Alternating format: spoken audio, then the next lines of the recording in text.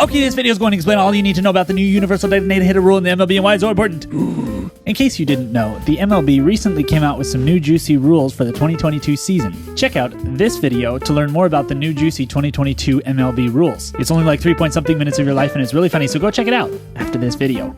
Link in the description. One of those rules has established a new designated hitter rule across both the American and National Leagues. The American League has had a designated hitter rule since 1973. The National League just adopted a new designated hitter rule this year. That's 2022, by the way, in case you didn't know.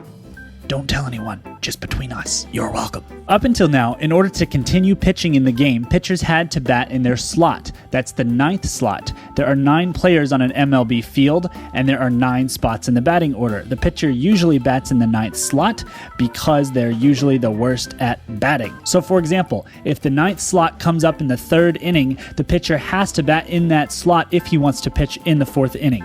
A pitcher cannot not bat in their slot and then pitch the next inning. If they want to pitch, they have to bat in their slot. That's been the rule up until this year. So now in the MLB, pitchers don't have to bat at all, unless you're Shohei Ohtani.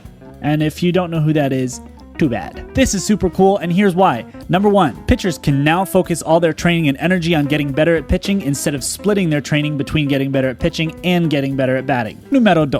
It should slightly speed up the game because pitchers usually bunted when they came up to bat, but now there will be less bunting and more hitting. I have one more reason why the new DH rule is super cool.